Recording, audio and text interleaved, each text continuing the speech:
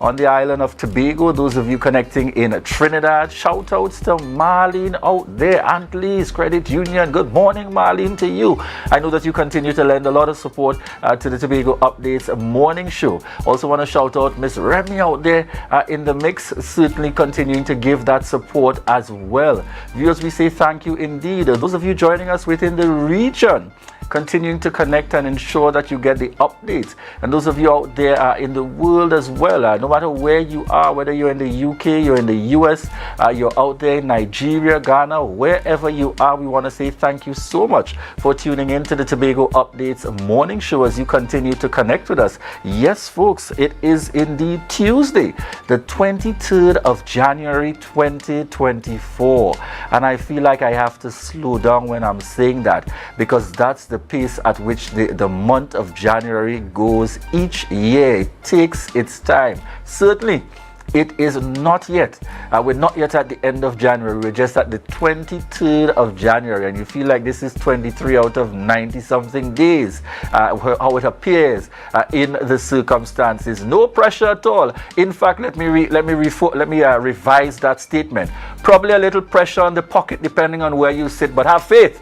We're all going to make it through indeed this January month that starts us off. But most important, we should be grateful for life. We should be grateful to be alive indeed. And at this point, viewers, we're heading straight on over to news in 90 seconds.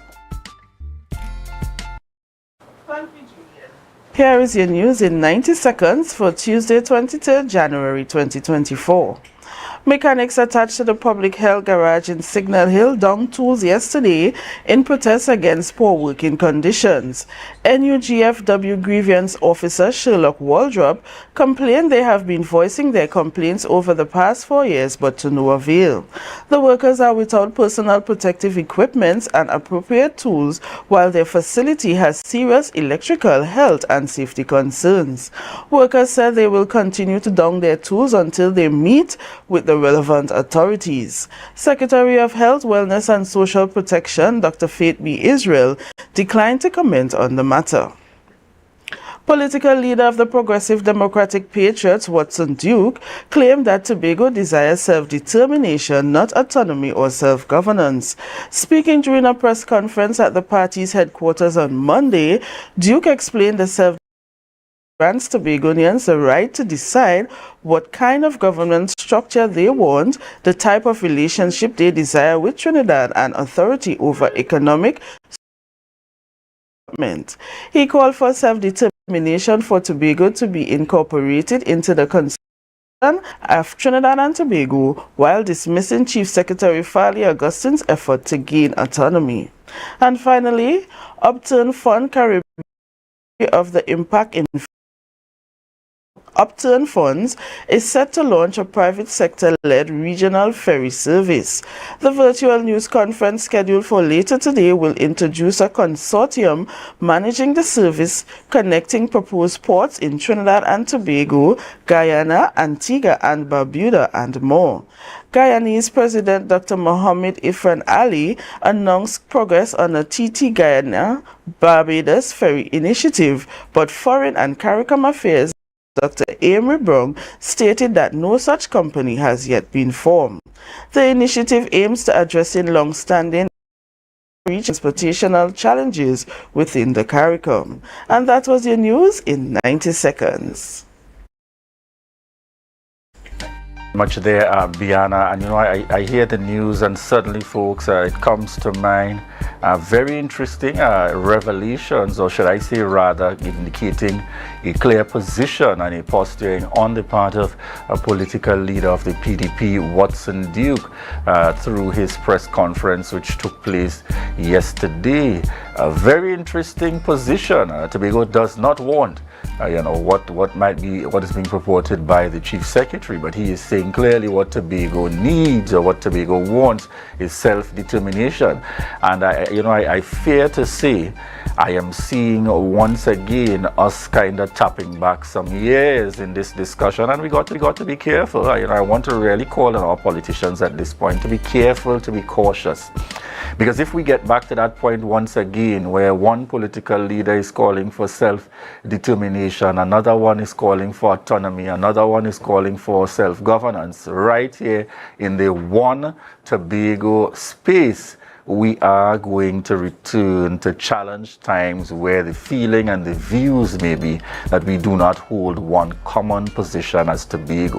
And therefore I want to stress and to urge, we can make no progress to make any changes to the Tobago House of Assembly Act if we do not first start with a position coming from Tobago. Once we go divided on this, folks, we are immediately giving the members of parliament, those MPs, elected MPs who are required to vote, and the members of the Senate, those appointed members of the Senate, an opportunity to say, well, we can't go further with this bill, or we can't support it, or no sense adjusting or modifying too much, because at the end of the day, Tobago is once again divided on the matter. So let's pull ourselves together. I wait to hear the views of the others, but so far, you're hearing an indication from political leader Watson Duke looking towards self-determination versus the discussion that has been in the public domain. Some say autonomy, some say self-governance. Let's be very clear. If we do not have a collective position or a position that the majority seem to agree with, we are going to remain and to continue in this current circumstance with this current law governing our operations here in Tobago. So just a gentle reminder going out there. Biana, I didn't hear it mentioned in the highlights, but I know we got some highlights coming in as well as it relates to the is it the large band conventional section? No, it's the medium band conventional section. So we have Dixieland moving forward and Cats and Jammers moving forward to the finals. Excellent. So and that's a kind of celebration time here for us, especially in Tobago, because the finals will be in Tobago. So definitely something to look forward to. Yes. And the hope is that, similar to what has happened with the small band, that we will get victory as well in Tobago. Correct. That we'll be able indeed to hold on to that title.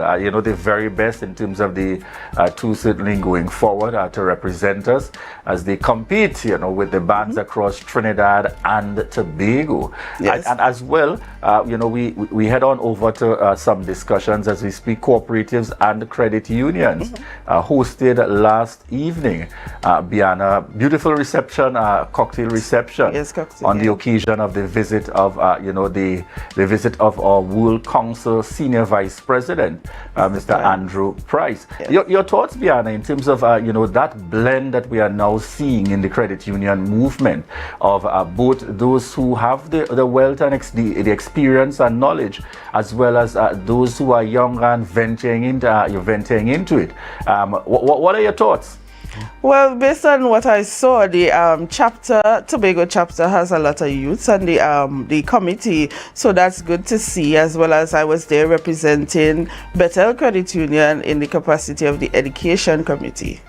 Excellent. So certainly that continues to be an opportunity to be able to make that contribution at all possible levels indeed. So don't take a slight, viewers. When you see her here and you're thinking it's media only, she is making a contribution out there. One thing I wanted to point out, yes. We have a regular viewer, Miss Marilyn Spence Jofield. Yes, last night she reached out to me and she said, Tobago updates, good day. And indeed, she has been, Marilyn Spence, she has been with us, supporting us from day one. Faithful supporter indeed. Yes. She's always on, she's tuned in, and she's connected. Yes. And it's so encouraging when you meet persons like that, and as I always say to them, thank you.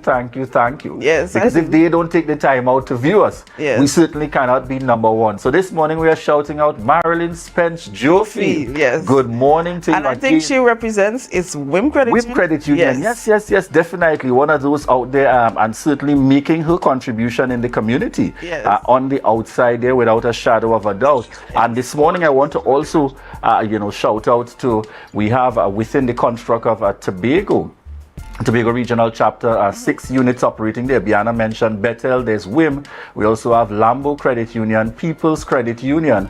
We have Tor Credit Union. Yes. And certainly my connection to Mount Pleasant Credit Union. So we want to shout out the credit unions this morning. Continue to do the good work out there in the community. And certainly we look forward to other corporate entities doing the same. Thank you so much, Biana. At this point, viewers, we're heading on over to our birthday shout-outs.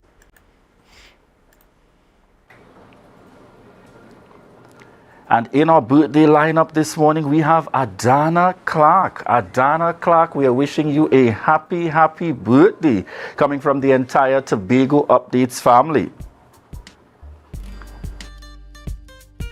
And let's head on very quickly. I know I got to check out on the live this morning. As we were just talking, Marilyn Spence, Joe Field, shout outs to Arnold R. Lindo, in the mix, Brenda Campbell, June Mohammed.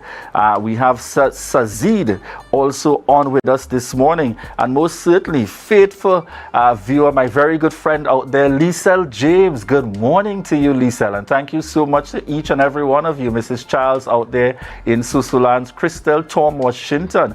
In the mix, Uncle Carl Simon out there, Auntie Helen Simon, good morning to each and every one of you. Auntie Selma, Auntie Lorna out there, good morning to each and every one of you. We want to say thank you so much for continuing to choose the Tobago Updates morning show, coming from each and every one of you. And at this point, viewers, we're giving you some highlights into our rundown for this morning.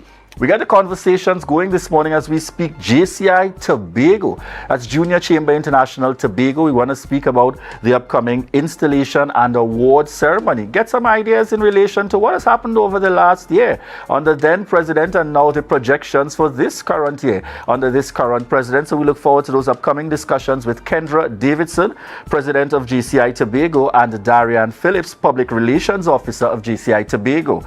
This morning we're also talking interdepartmental 2024. Yes, folks, February 1st. This morning we're talking with the TTPS. We will be chatting with their interdepartment Calypsonian, Lynette Louie, and we'll also be chatting with their interdepartment personality, Lyndon Lashley. So we got that coming up for you in the lineup this morning here on the Tobago Updates morning show. And we want to say thank you so much to each and every one of you. Just as we prepare to head on out to a break, we want to remind you that this is your opportunity. And I know you're usually at home saying it with me. This is your opportunity to share the live, share the live, share the live.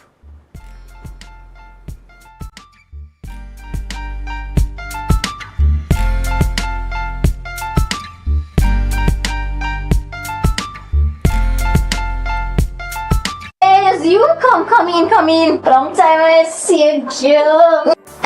This station complete. Ready for children party. Mommy! Jay, you can't go nowhere with these children.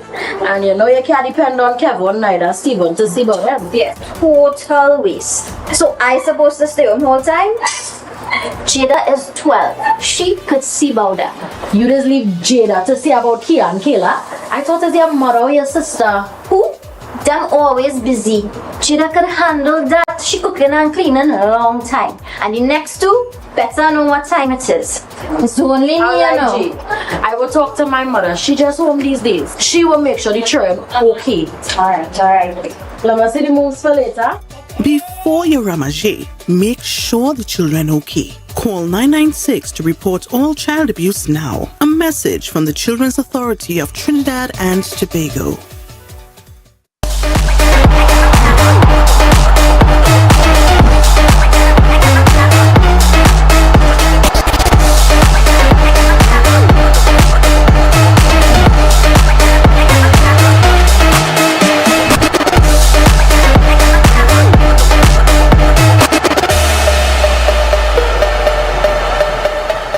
JK Tech, we bring technology to your doorstep. From cutting-edge laptops to reliable printers, we've got it all. Nationwide delivery and a new website for easy online ordering. JK Tech is your one-stop shop for your electronics and computer needs. Carrying top brands such as Acer, Samsung, HP, and much more. Follow us on Facebook and Instagram at JKTechTT or visit jktechtt.com. Quality tech is just a click away. JK Tech. Evaluate your shopping experience, your tech, your way. Call or WhatsApp 383-2651. Shop smart, shop JK Tech. Hello everyone, it's your boy Harry here from Authentic Car Clinic, located right here in Tobago at Storby Local Road. You can WhatsApp us or call us at 366-4173.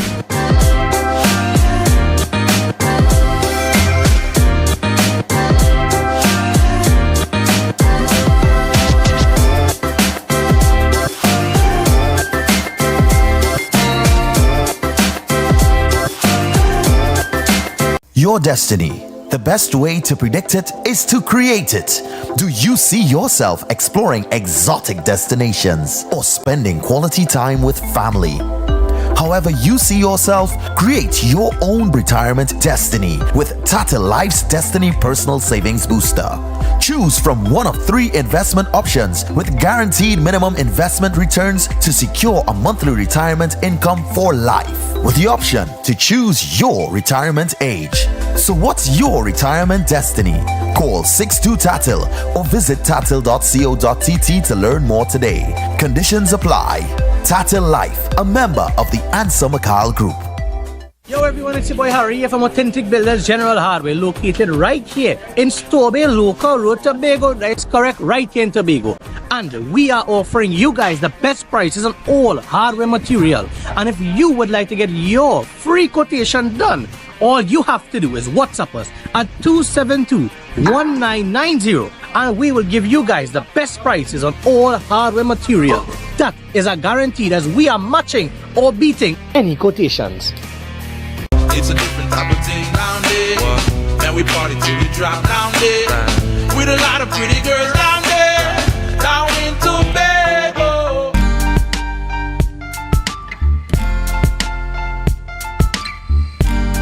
Put a smile on your face when you're moving from place to place. Good morning, good morning, morning, good morning, morning.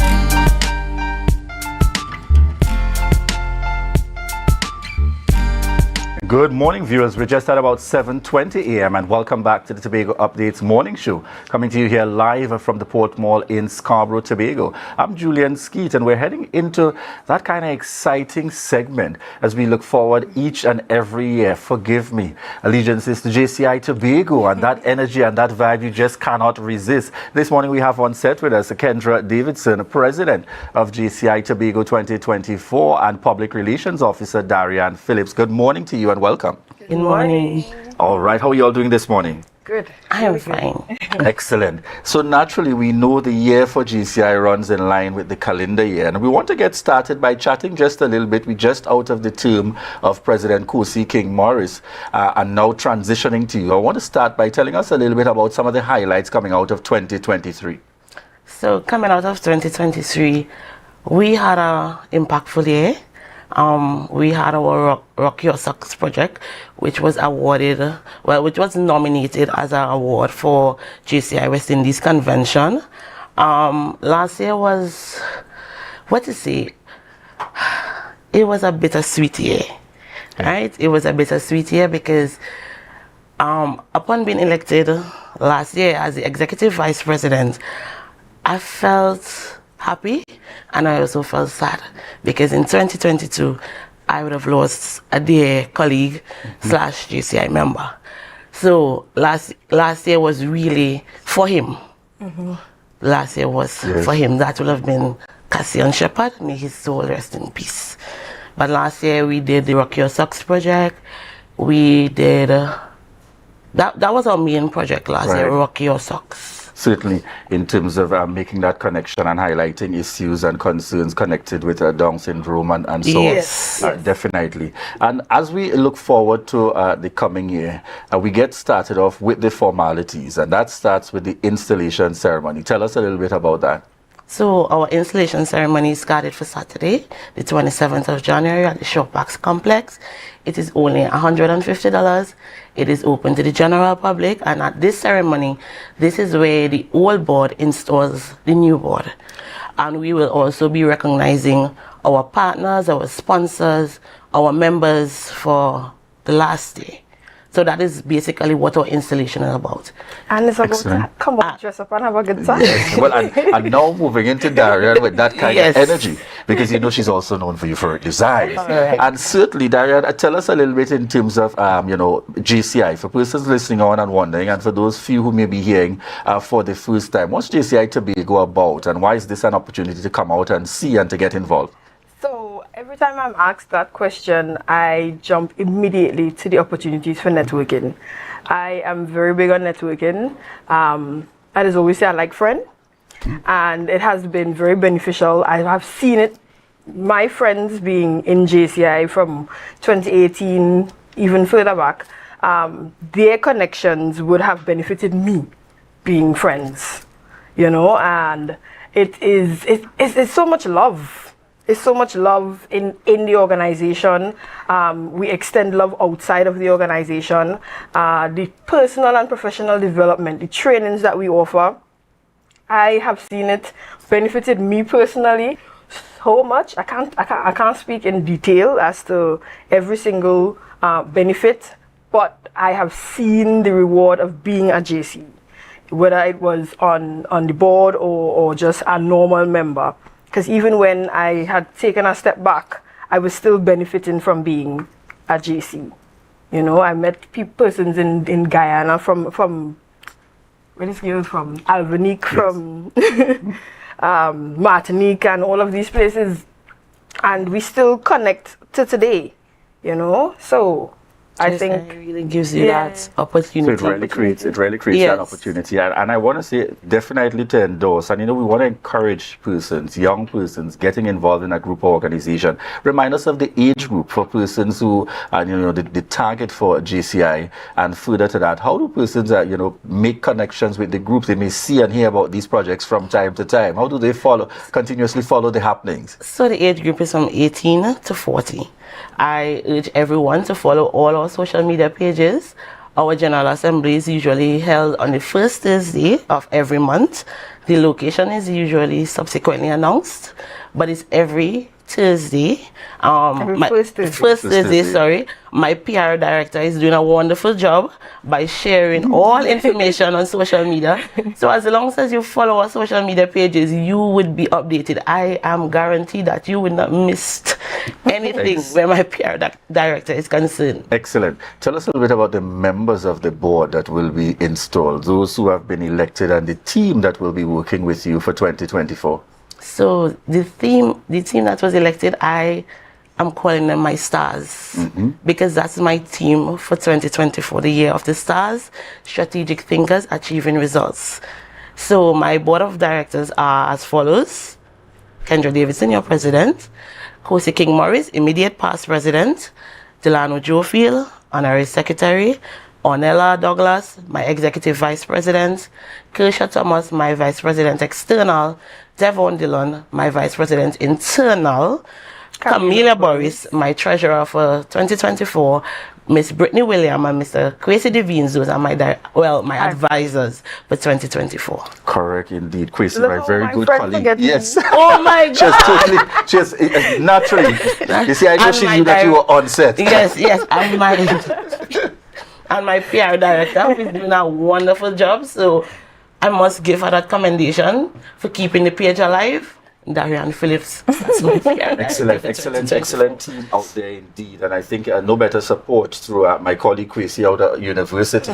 Certainly I know I would have been there in the very early days when we were establishing, and Kwesi came on as one of those persons and really stuck to it, had that time and went all the way through, and continues persons like Kwesi and Petal and the shows and commendation. Sean. Certainly Sean Benoit started off with in the mix there, Keston Williams and the team. That keep you going. And therefore we want to say commendations indeed, because this kind of support is always necessary in organizations to have that level of continuity with regards to the flow. Darian, what can we expect for the persons that want to make that contribution? And I like to say, folks, The installation is free. You are contributing to the organization. Yes, it is. So the persons that want going to be making that 150 contribution, what kind of experience can they look forward to? So we have, and so first of all, the actual installation ceremony, it gets very emotional, because then it is an opportunity for us to reflect on where we came from and what we are going to do, and it is exciting. And then we have entertainment, we have food, drinks, a little mix and mingle with the stars after. You know, I mean, any opportunity to dress up and look nice, I am very excited about. So my outfit done fix everything. Everybody's ready and excited to come out and mingle with the stars. I want you to tell us a little bit about persons may not know. I want to share with the general public the significance of that transitioning of the chain from moving the presidents, past presidents that are present. Tell us a little bit about that process. I know that's one of the symbolic things in terms of JCI. Yeah, so at the installation, all of the presidents, once they're present, all of the past presidents, all past presidents, the previous president will install the new president. They gather around and they do this phenomenal chain hand. Yes. Chain and transferring it. From in the past installation, you would hear the outgoing president saying, "Our weight is coming off," but the new president said, "The weight is coming on." Because I guess the chain is really heavy. I guess you don't experience that on Saturday.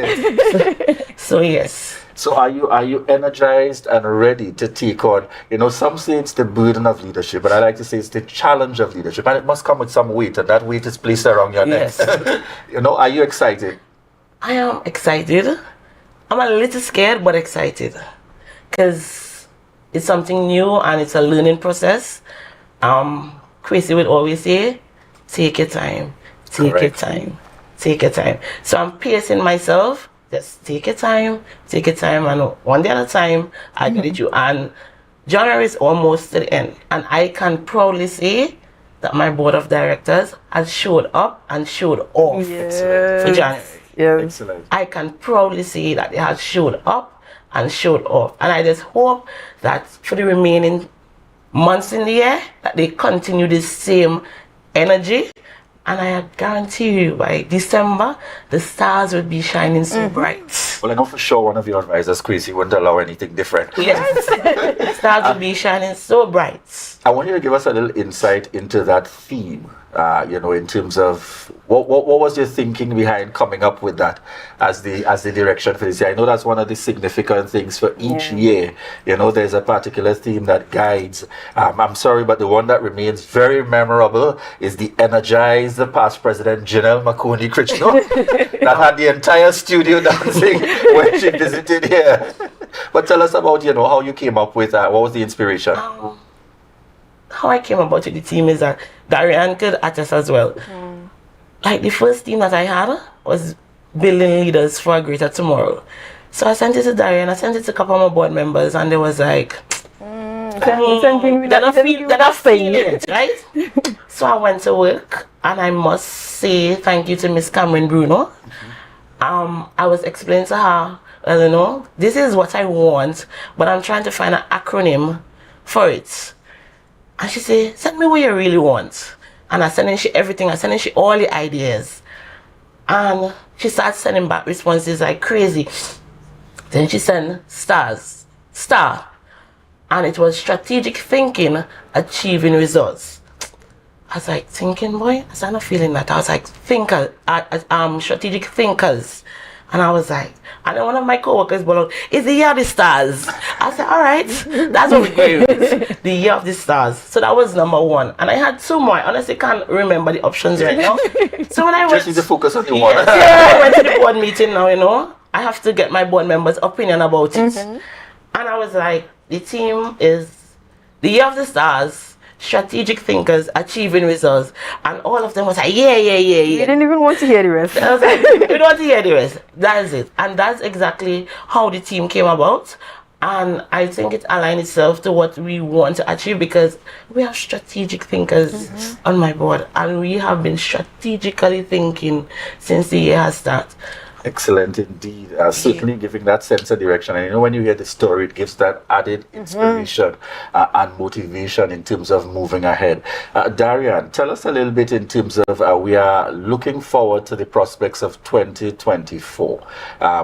What's one of those outstanding projects that you're looking forward to in terms of guiding the way as public relations to getting the info out there, looking for greater participation? Tell us about at least one of those upcoming initiatives for 24. All right, so the vice presidents, they have a lot of ideas, a lot of really good ideas. However, the one that stands out to me the most is period pieces. This is a project, hopefully, where we have the opportunity to speak with young persons who have not yet and those who have just started their periods, so that we can inform them on proper care, proper hygiene and that kind of thing, because a lot of young people do have access to the information, right? I remember when I was in high school, they used to have people coming into schools and that kind of thing, and I don't think that happens anymore, right? Based on my knowledge with my younger sisters, they don't do things like that anymore. I don't know if it was just a project under a certain administration, I don't know, right? But JCI is aiming to try to bring that back. It would not be just for one set of people. We would try to spread it as far as possible, but that one is the one that is standing out the most to me. Besides that, the socials. Our Vice President Internal, Devon, has done a very good job with the first social for the year, and I think that has motivated me to look forward a lot more to that. So we have socials, and the socials are all of the projects, the socials, the events that we have are open to the general public. It is not just for members of the JCI, but we also encourage you to join the organization. So yeah, that. Definitely indeed. And you know, no pressure at all, but I see looking on in the interview, you have your immediate past president, Kosi King Morris, and past president, Janelle McConey, two of my very good friends on the outside there. No pressure at all. Tell us, Kendra, particularly for you, what project are you looking forward to in 2024? I know you got to have oversight for all, but there might just be that one that, you know, might have you a little extra, have that excitement, a little extra there. Tell us a little bit about that. So, if you know me, or anybody who know me, know I love business. I love business. I have a passion for business and accounting. That's hot. So one of the projects that I am really looking for, I think I'm going to put all my budget is that business development project that we are expected to put on in April for Spare Our Lives, right? And this project is geared towards helping business people who, a lot of business persons have a business but it's not registered. They also have a business and they don't have a business bank account. They have a business and they don't know how to market their business. They don't know how to share or promote their business, I should say. Also, we have this new procurement legislation inside, and a lot of persons are unaware of it.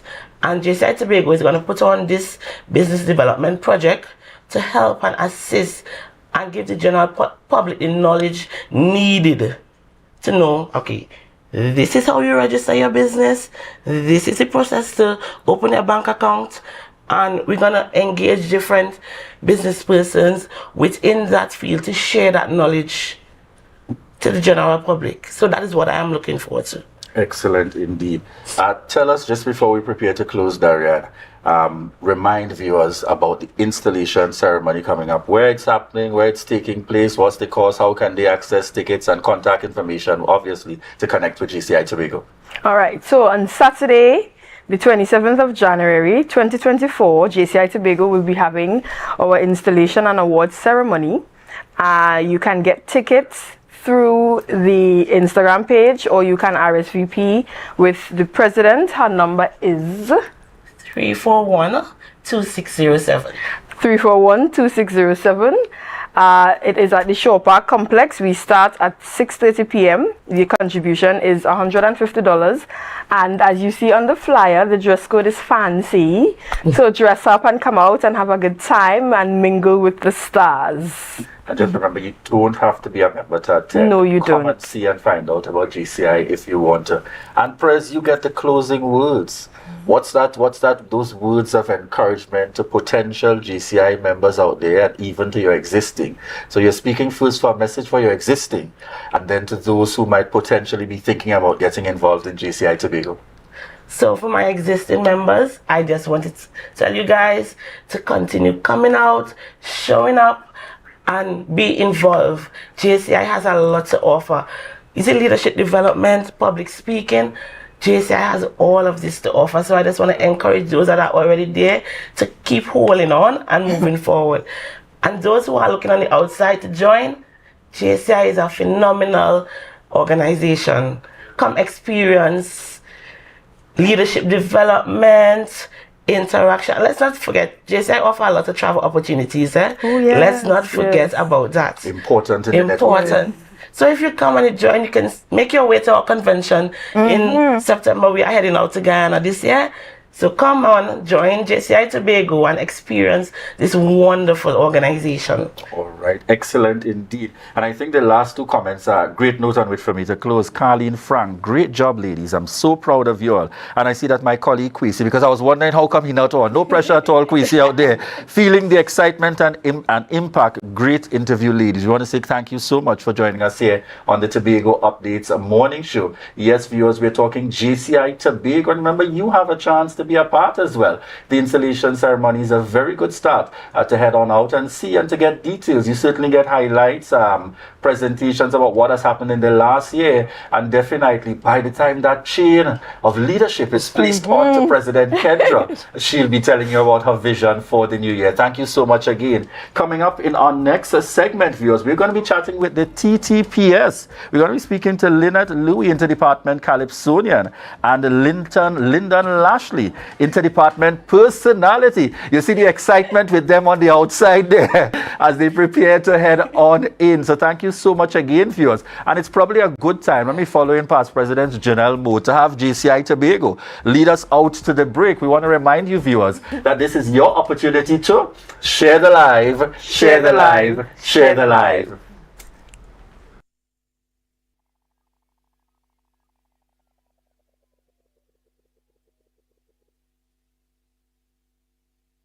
Tobago Glass Supplies has been a leading name for over 37 years in the glass and aluminum market in Tobago. We provide an extensive range of high-quality, innovative aluminum and glass products for commercial and residential use. Competitive prices with superior and professional services by committed employees who are guided by rigid quality standards. Tobago Glass Supplies specializes in the manufacture and installation of glass and aluminum products that are essential to today's homeowners and the business environment. We are engaged in marketing, sales, and installation of a variety of products. These ranges from windows and doors to necessities such as mirrors for homes and vehicles, designed and manufactured in-house or imported.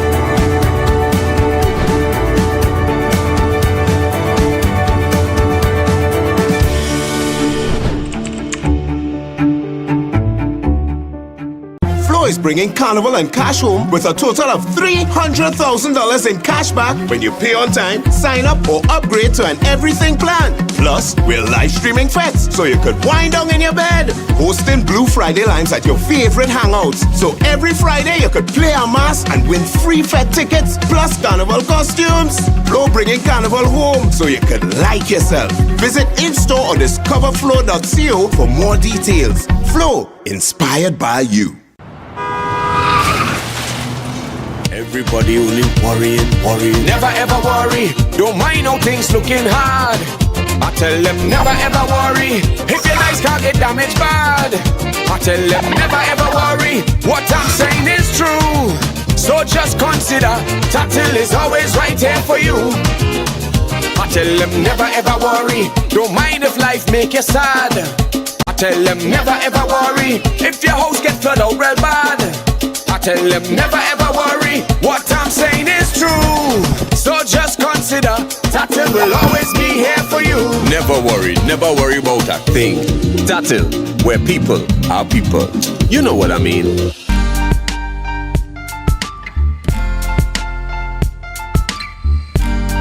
Put a smile on your face when you're moving from place to place. Good morning, good morning, morning, good morning, morning.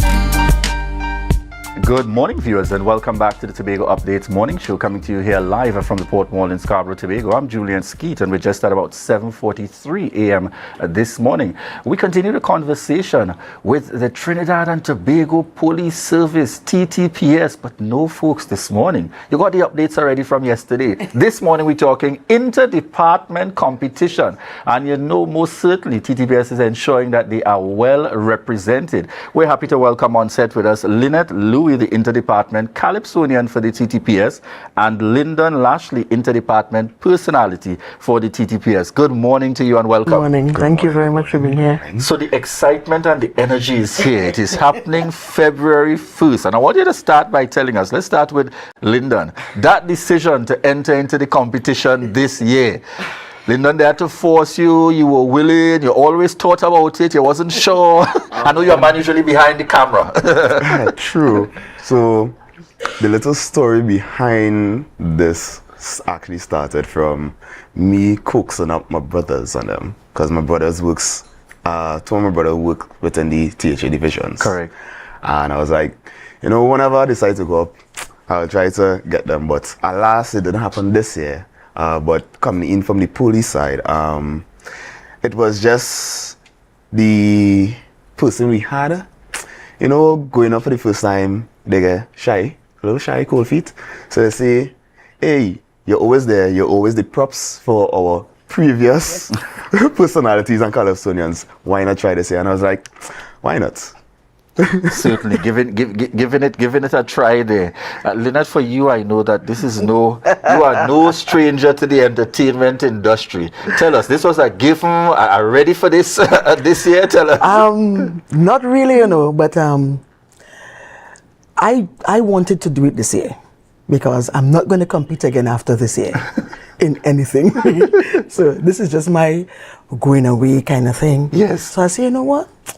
Let me enter. And, you know, they accepted me and I'm here. Tell us about the blend. I know you a lot in terms of those slow songs, getting you in that love zone and mood. When she starts with that voice, you don't want to talk no more. But this transition into the mix to Calypso, tell us a little bit about that. All right. No, well, I started singing Calypso as a child, you know, up to secondary school. But when I got into comprehensive and I started to sing with Mr. Arnold and stuff and different hotels and stuff, I say, you know what, I'm not singing Calypso again. So this, coming back, actually the last interdepartment, I think was 2 or 3 years ago that I entered. Yes. Yes, I did enter it. And I said, well, I'm done. Calypso is not for me. I just wanted to get back into it this year. I just wanted to do it for the final time, you know, have fun, because it's all about fun for me, you know. Certainly. Lyndon, tell us how the experience has been thus far after making that. Hey, we have on screen here. We have on screen here. Tell us what's happening here on screen, Lyndon. Okay, well, this is the photo thing, the video thing we did with festivals. Right. So they introducing ourselves to the competition and stuff. All right, so, certainly, as we look forward to Tribal Kingdom. It's time to whip them. Lyndon, how has the experience been thus far? Because I know they have a lot of lead-up initiatives and activities. Tell us a little bit about that experience. I will say I have the utmost respect for these young ladies that put themselves out there to go for like the pageantries and stuff like that. I have ladies, listen, I understand what they're going through because the practice sessions in terms of not only getting the introductory with the other delegates ready is spot on, and then for learning our talent for what we have to do on the night on stage, my God. And I want to big up my screenwriter who is also training me to bring that out on stage. So what I will say for my talents, I wouldn't say much here, but be there on February 1st at the parade grounds, and always see talent from both myself and my Calypsonian, and always see talent galore. Although never know police have so much talent. It's a kind of look out for it, folks. Lynette, any sneak peeks into the topic for this year for the Calypso? Well, okay, I wouldn't sing anything, but the song is Missing Tools. That's all I'm going to say. Missing Tools. Yes, viewers. Quite interesting coming from our TTPS reps. The song is Missing Tools. All right. What we also want to just get a little insight into, I know most of the entities, tell us a little bit about your color, packages available, persons who may not be in the TTPS, they may not be in any other THA office, but they decide, hey, TTPS is who I want to support. Right, so as you can see, we're in orange. So our colors is orange. Our packages, we have just the jersey alone for $100, jersey and tickets for $200. And if it is you want to have a nice little eat up and drink up with us, then we have $275. So that's your jersey, your ticket, and it's a nice little eat and drinks, Excellent. And who can they reach out to in terms of following up with? You could reach persons who may be interested. Let me get the number. Well, I should probably tell them, you can reach out to Lyndon or Lynette. Yes. But we have someone delegated for that to make it easier for us. So we have Corporal Clark. You could contact her at 490-0803 or WPC Ned Sutton at 392-3033. All right. Lynette, what are you most excited about coming up for the night? I'm just excited about getting on that stage. That's my comfort zone. So I just want to get there, do my thing, have fun, and have that interaction with the crowd and stuff. That's it for me. Excellent. And Lyndon, tell me as well, the show has evolved to a time. I remember in the very early years of the personality show, where at the time there was one male in the mix and came out victorious when many didn't think that a male personality could stand out. And if I recall as well, from the protective services, I think that might have been fire at the time. The question for me is, how do you feel now, a part of a competition, in fact, where there are many more males in the competition along with females for the personality lineup? Do you feel like this is definitely an opening, a kind of different aspect, giving that a fair opportunity, no matter your gender, just like Calypso or Soca is very wide open in a similar manner for the personality competition? Honestly, yes, I do see it like that, because it's not only saying that, because we have a lot of events or shows or competitions rather that is both male and female diverse. And we put in air quotes, the pageantry aspect of it doesn't have that much males, and making it now a personality competition opens now that door for men to come and say, well, I have this kind of charisma, I have this kind of flair to me. Why not go out there, join this competition and see where I can place in terms amongst my peers, amongst other delegates and stuff like that. So it's very nice to see that now we have a lot more males entering, because if I'm not mistaken, this year we have 4 males, myself included, in the delegates of the interdepartment personality show, which is now 13, which I believe is the most excellent for the year in terms of interdepartment ever happening from since I would have known it to now. So definitely, because we see more entities coming on board in terms of the lineup. I know normally within the week before the show or somewhere there's usually that parade, personalities, Calypso. Tell us about that. When is that happening? So that is happening this Friday. This Friday. It's happening this Friday. So we will be starting from James Park, and making our way down to in front of festivals, same route as before. And we want to invite the public in Tobago to come out, enjoy. It's like our very own Carnival Friday. Indeed, yeah, it's like our own very own Carnival Friday. No better way to describe it. So before we close this morning, then I'm going to start with you. Your closing words to the public. Why police is the only option to support come February 1st? Because when you come to support the police, you know for sure you're making friends, you're making family, and you don't have to free the white shirts, because we don't wear white. We wear grey and blue. So you come in and have a grand time and a fun time with us, and just enjoy the show with a great set of people. Indeed. And Lynette Louis, you get the closing words as you prepare to whip them on February 1st. Tell us why police is the only option to support. Police, support the police. We are the ones that protect and serve you. So we in return are asking that you support us and give us that camaraderie amongst the public and the police. Indeed. I feel like ACP Hazel and Superintendent Kirk would feel good that they're blending nice with the interdepartment and giving that message of the police one time. We want to say all the best to you in the upcoming competition. Lynette Louis, Interdepartment Calypsonian, and Lyndon Lashley, Interdepartment Personality for the Trinidad and Tobago Police Service, representing out there on February 1st. Viewers, certainly exciting times ahead as we go forward with the Interdepartment Carnival Competition Tribal Kingdom for 2024. Kudos to the Festivals Commission, continuing to do a great job on the outside there. Dexter Trim, Kimmy Potts, and the entire team out there, my very good friends, and the entire team out there, kudos and commendations. Keep up the great work. We look forward to an exciting show. I think everyone in Tobago, and even some coming from Trinidad, will be looking forward to this show. Viewers, we want to thank you once again for choosing the Tobago Updates morning show. Each and every day you continue to connect with us and to make us your choice. As some tell me, from the time it hits 7 o'clock, I'm over to Tobago Updates, and we are thankful for that, very much so indeed. And at this point, viewers, we prepare as we bring to a close the Tobago Updates morning show. We're going to be heading on over to Tobago Notes, followed by GMT with Candice, as I like to say, Candice Action Jackson. All right, so we're going to be heading on into Tobago Notes, followed by GMT. But just before we do, the TTPS will join me in our signature line here on the Tobago Updates morning show to remind you to share the live, share the live, share the live.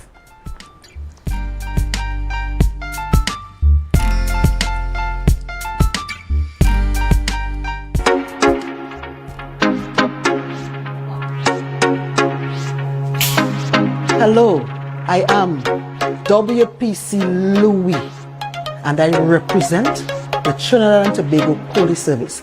Come February 1st, don't miss this. This is a treat. Come, back the police.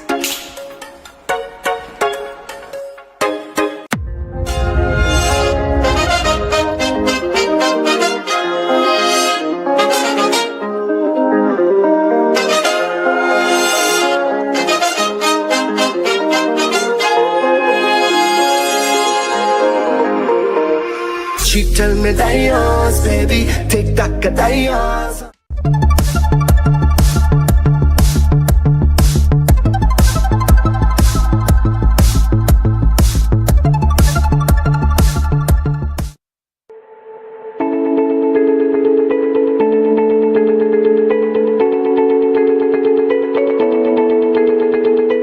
It brings us an immense sense of pleasure as we think of the families in Tobago that needs our partnership. It's really not about us. It's about helping the families on the screen who they visited only yesterday.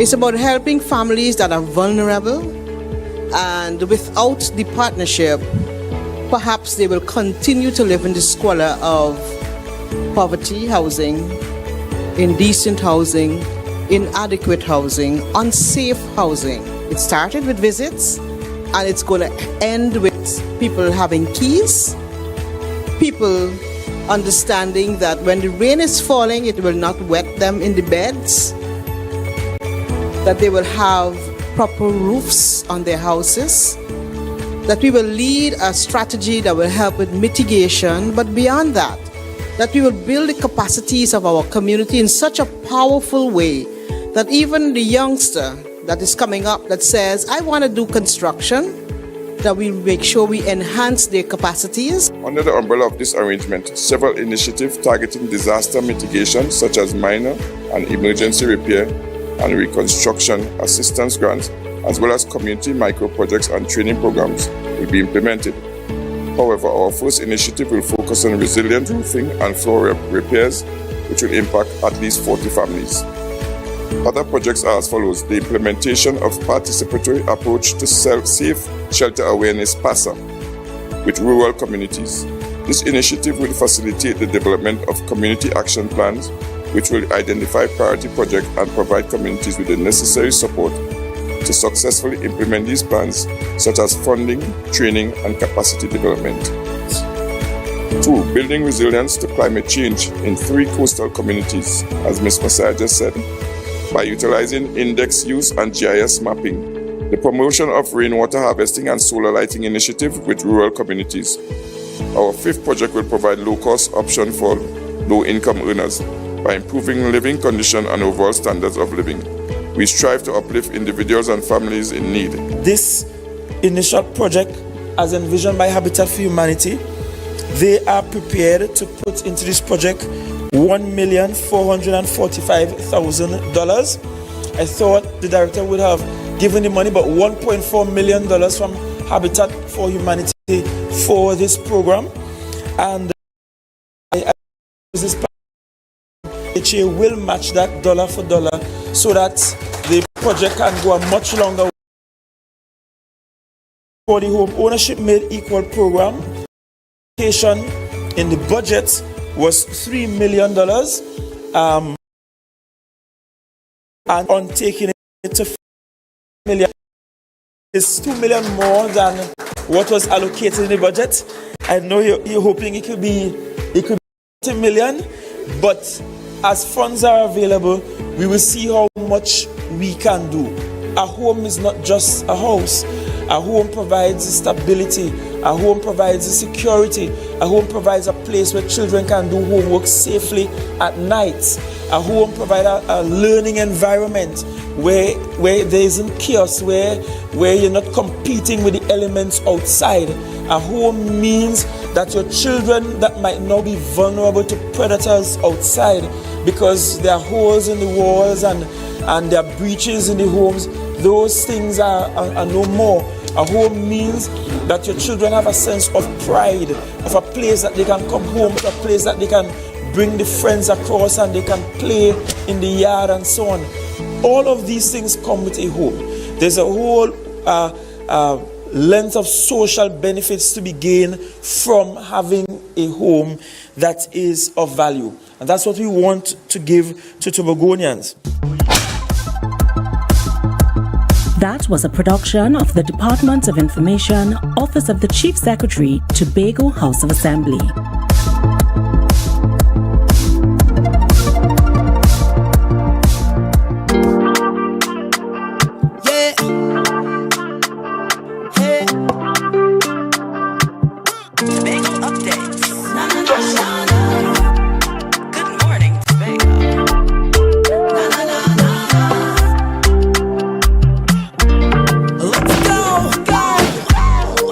A brand new morning, rise up to a brand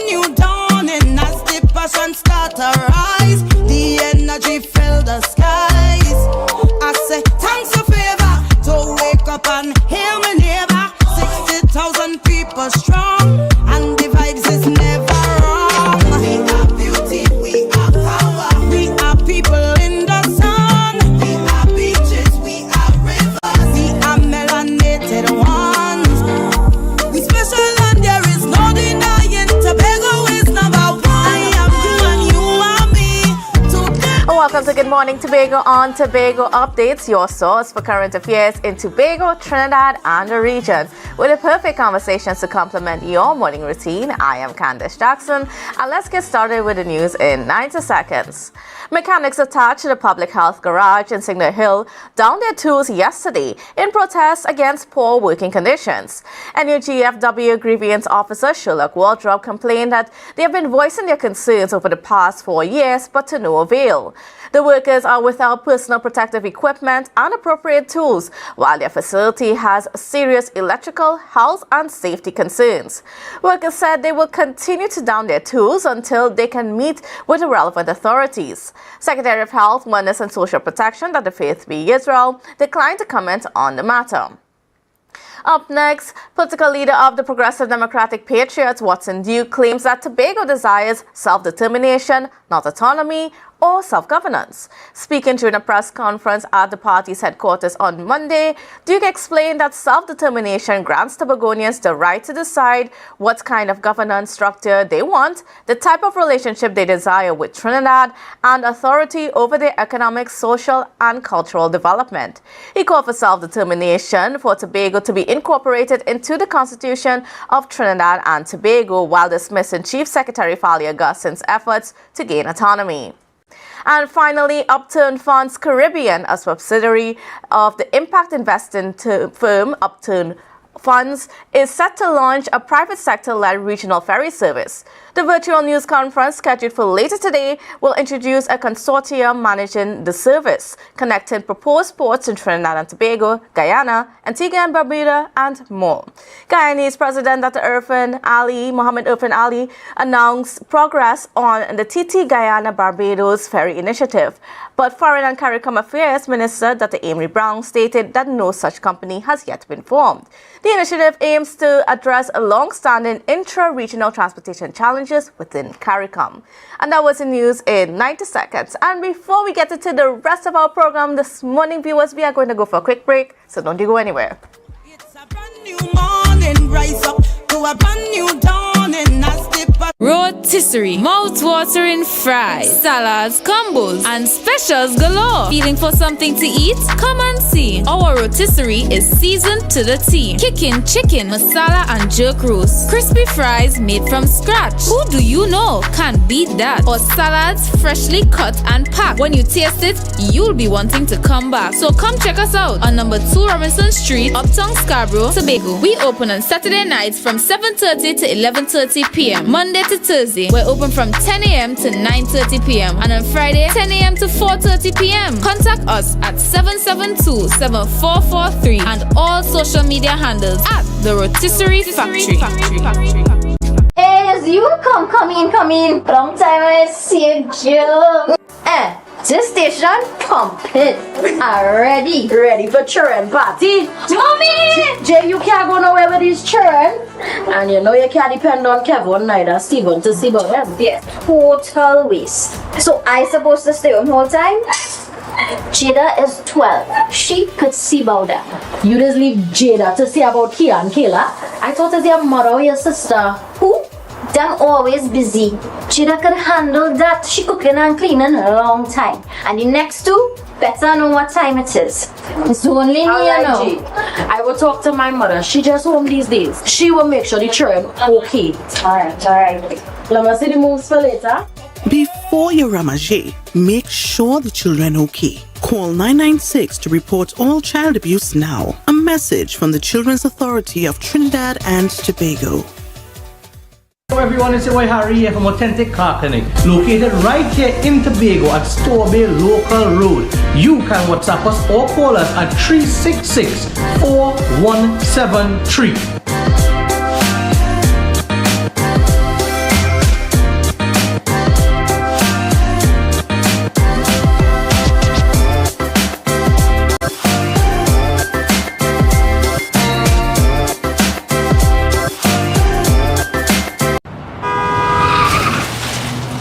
Everybody only worrying.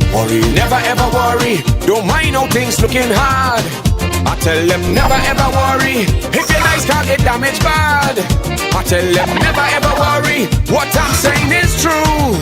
So just consider. consider Tatil is always right here for you. Never ever worry if sickness catch you off guard. I tell them never ever worry if times fall on you real hard. I tell them never ever worry, what I'm saying is true. So just consider Tatil will always be here for you. Never worry about a thing. Tatil, where people are people. You know what I mean.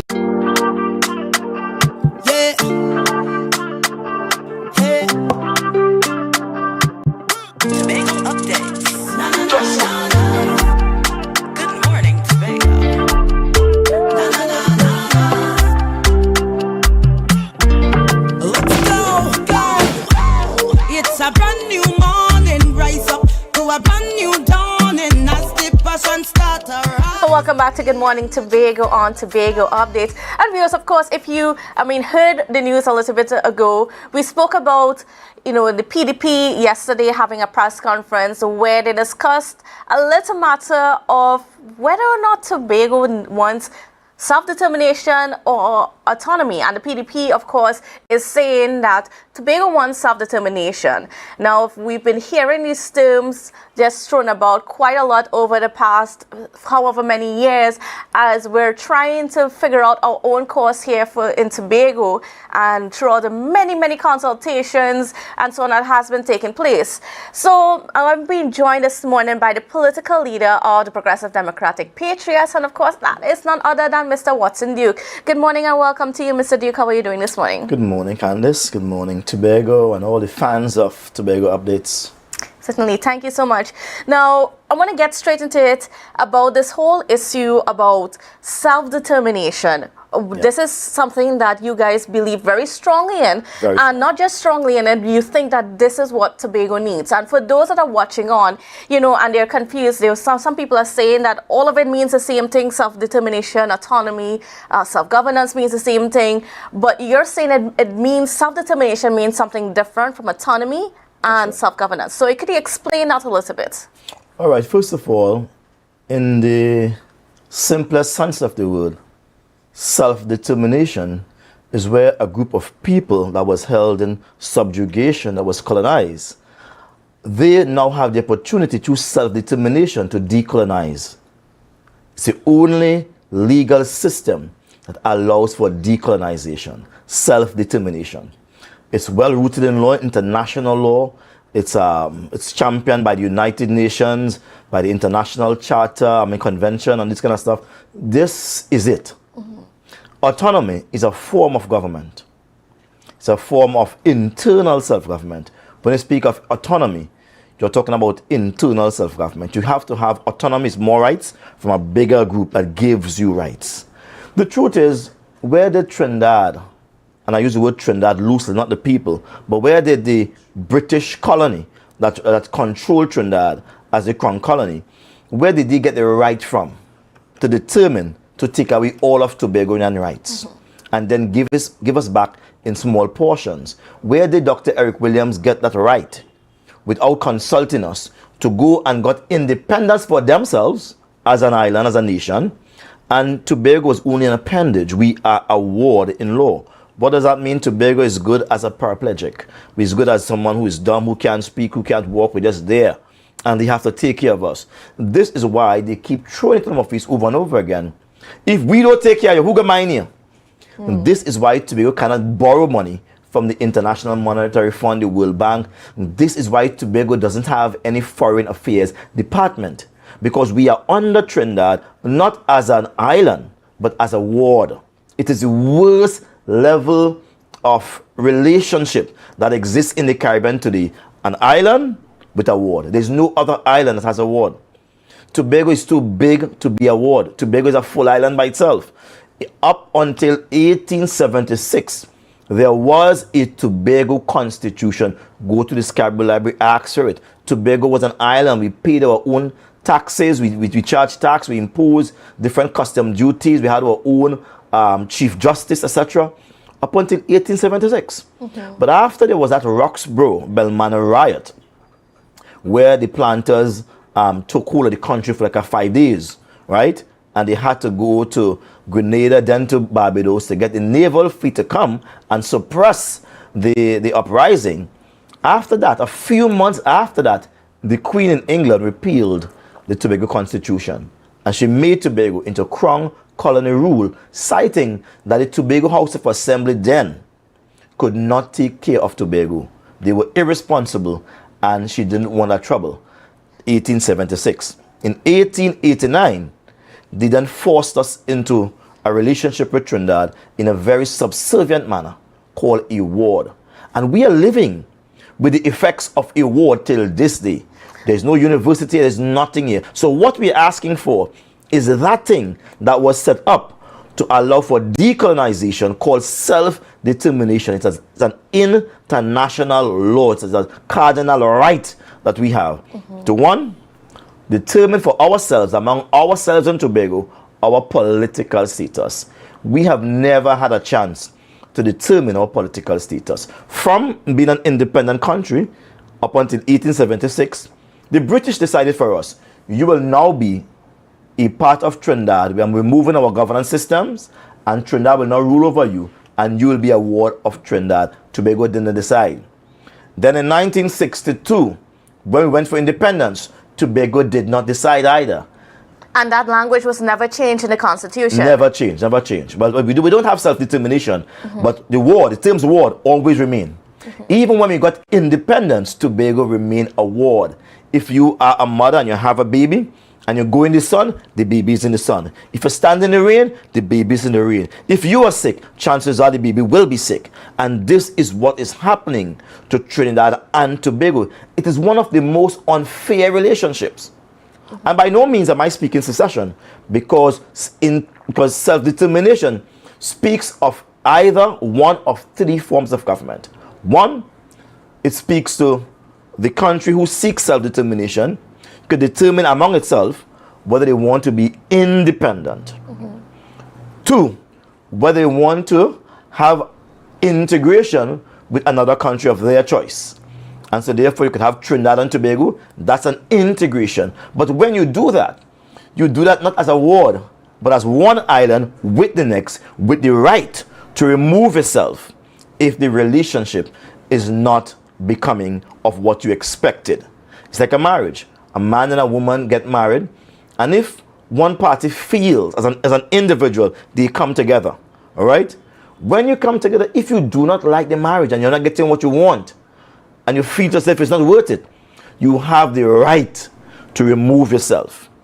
What this autonomy bill does, on the other hand, that's not a right. Autonomy is a choice. But once it goes into the Constitution, it means that we would have chosen a position for life. And we can't undo that, because what goes into the Constitution stays into the Constitution. Since 1889, we became a ward into the Constitution.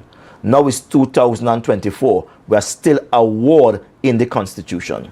We got independence, but no one changed the status of us being a ward in Tobago. We got Republican status in 1976. No one changed it. All changes have been made to the Constitution, minor changes to facilitate different types of law that may infringe on people's rights. But never did they try to change the law that affect Tobagonian rights as a ward. Now, in this constitutional amendment, they want to change it. They are saying Tobago will be an island of equal status as of Trinidad, but they are not putting the word with the right to self-determination.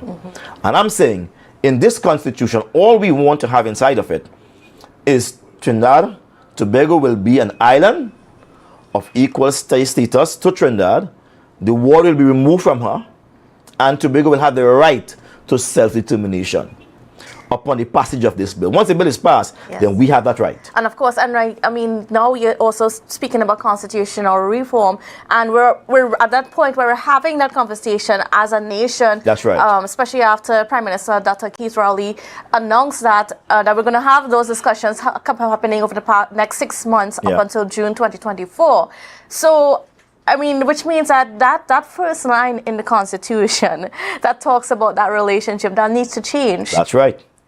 And how are you going to go about making sure that we can advocate strongly enough for that change in the Constitution? Well, we must corral all of Tobago into one voice, right?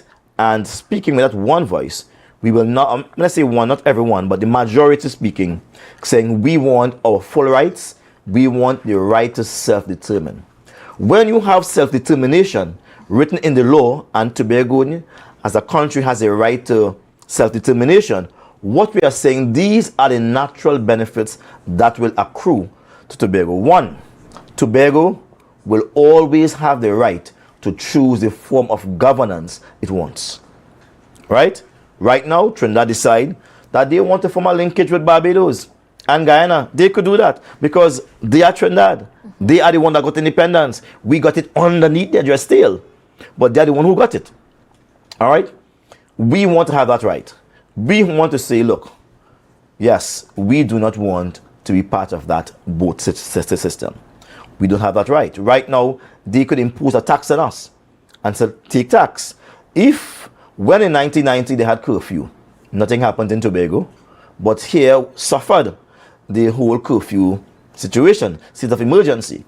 When we had the prisoners breaking out in Trinidad recently from the jail right in Port of Spain, right in Port of Spain, here down. Grenada wasn't under lockdown because at the end of the day, Tobago will have to sneeze when Trinidad blew its nose. And we don't want that relationship. Our economy is planned by Trinidad. They will say plant potatoes, plant peas, plant this.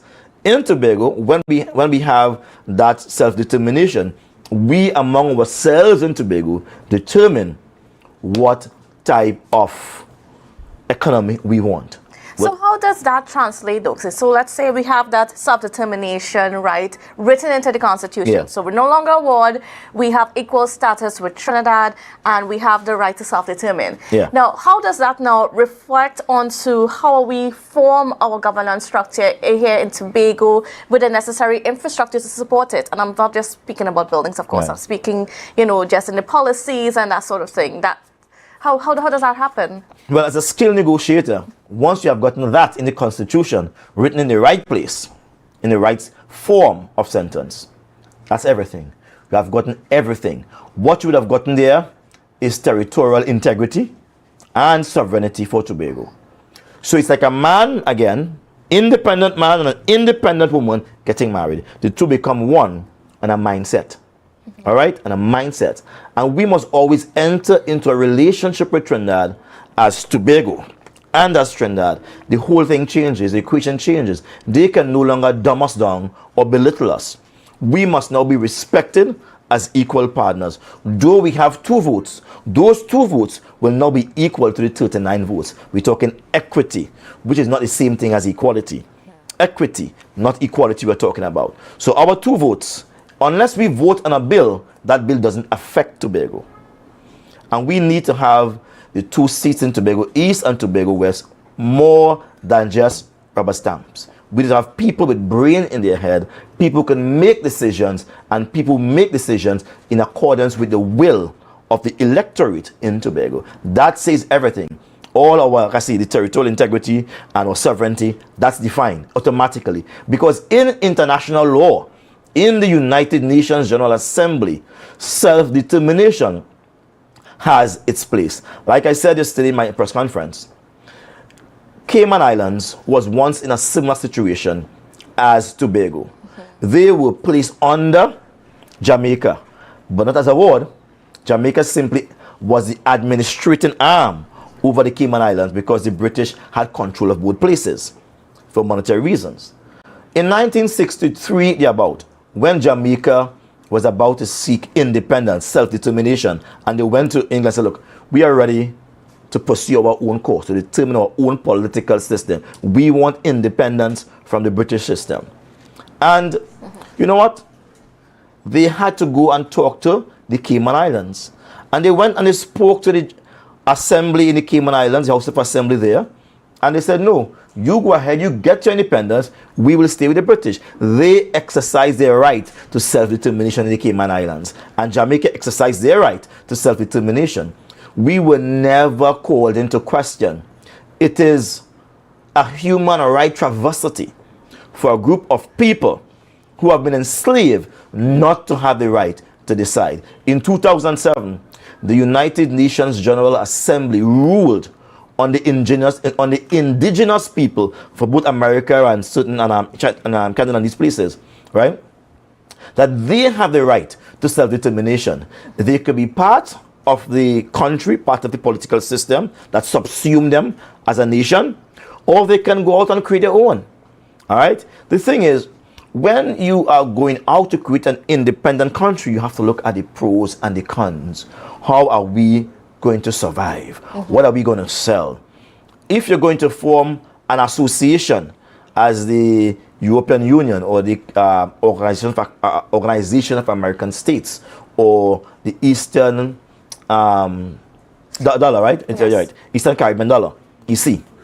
If you're going to form an association, you must know what you're getting into.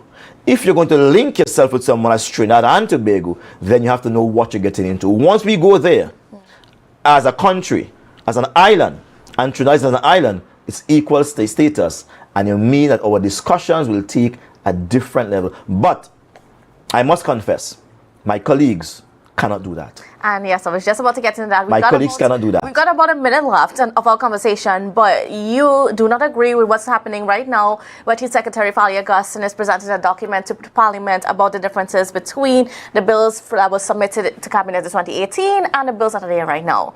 Why? I don't agree. Fali is out of his depths. I mean, he's not able to carry that argument because he's a newbie, and beside that, his brain has not reached a level of maturity to carry that argument. These are national discussions of great proportions. He has never even negotiated for a right figure. So how could you negotiate for a country? This is a country, you know.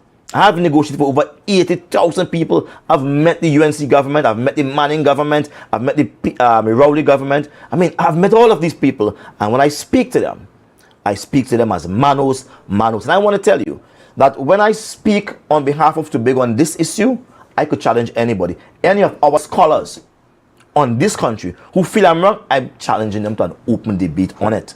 Tobago requires self-determination. That is what our ancestors who died fought for. The right to choose. We want all our rights. We don't want some of our rights. Autonomy is what we already have right now. We have autonomy. That's some of our rights. Now they're asking for more rights. Why define 7% as a mark when we could get as much percentage we want as we could pay back? Why decide on saying that you're going to have a bicameral system when if we want, we can create a hybrid unicameral system? Why say you could only have 9 divisions when if we want, we could have 30 divisions? Who stopped Dr. Keith Rowley, Prime Minister of Trinidad and Tobago, from extending his cabinet? No one's. They have the right to self-determination. We are locked in a bad arrangement that squeezes us and makes us uncomfortable. We need to get out of that trap that says autonomy is what we need. And of course, and you're saying that the only way out is through self-determination and that change in the Constitution. And as Buju Banton said, Rasta liberate the people. It's the PDP could liberate the people. Nobody else but the PDP could liberate the people, because we are the one with the ideas. And we are the ones with the fight to change Tobago in the way it should be changed. All right, well, thank you so much, Thank you so much for being on with us and for giving us a little bit of clarity as to your stance, and we're looking forward to see how this unfolds in the coming weeks and months. Thank you very again. All right, viewers, I gotta go for a quick break, but we'll be right back, so please don't go anywhere. Yeah. Hey.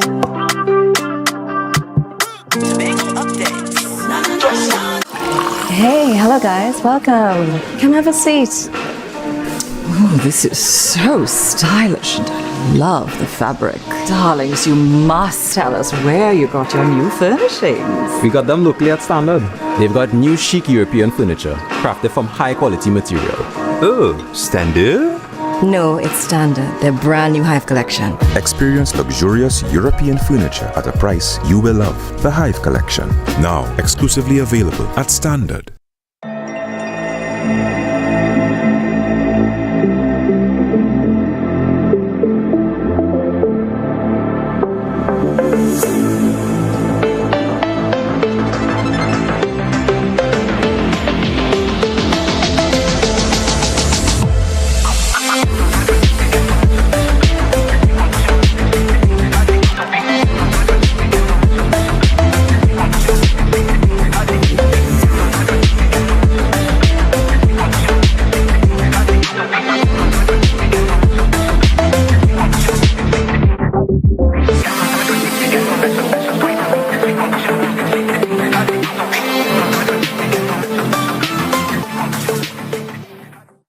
can now get whatever you need whenever you need it anywhere in Tobago with Tobago. Your meals, medication, groceries, and shopping all delivered directly to you. No more hassle, no more stress. Get the Tobago app today on Google Play or Apple App Store. That's TAPPOGO, and let us deliver to you. Check our website at www.tapogo.app or call the experts at 494-TOGO and 484-4746. Tobago.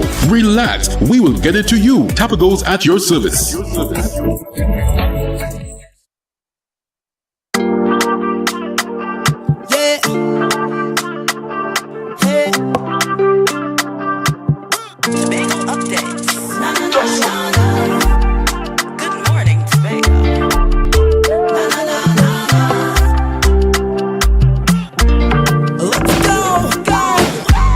It's a brand new morning, rise up to a brand new dawning as the passion start to rise. What's the time, Mr. Wolf? What's the time, Mr. Wolf? What's the time, Mr. Wolf? Bacchanal time, bacchanal time, bacchanal, bacchanal, bacchanal, bacchanal, bacchanal, bacchanal time. Party gaga, party gaga.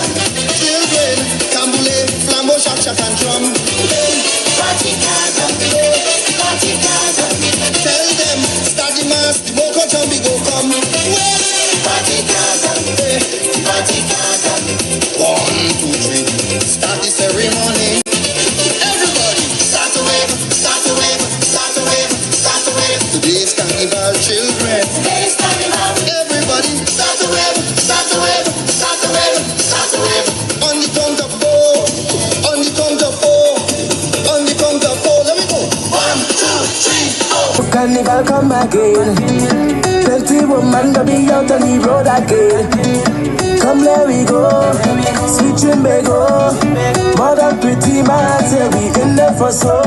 It's the way them treat us party. It's the way them treat us mash up it. It's Ramash again, Ramash again. Mash up anything in the way, Ramash again, Ramash again, Ramash again. Mash up anything in the way, Ramash again. Take out the rock wave, take out the flag wave. Hold on to the fence, hold on to the barricade. The effect when we not going home. Look how the party overload. The effect when we not going home. Look how the party overload. And welcome back to Good Morning Tobago on Tobago Updates, viewers. And of course, you're seeing there something that you need to go to in Dallaford. And we're going to get into that conversation about why you need to be there. But first, let me introduce you to Mr. Nielsen Lewis. And he is the chairman of the Tobago East Chamber of Commerce. And yes, folks, we have a Tobago East Chamber of Commerce. So a special good morning and welcome to you, sir. How are you doing this morning? I'm fine. Thank you, Ms. Jackson. All right, Happy to be here. Now, first of all, tell me about the Tobago East Chamber of Commerce. How did it come about and what are you guys?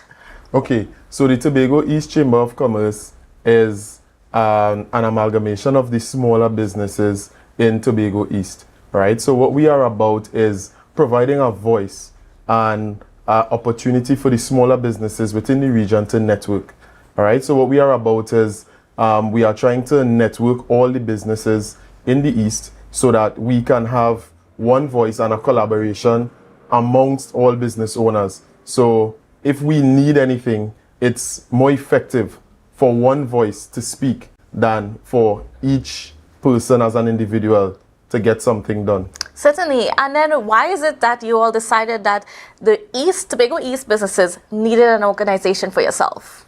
Well, what we realized is that there are a lot of persons that have businesses and they complain all the time that they are not being supported, the businesses don't have access to certain things, right?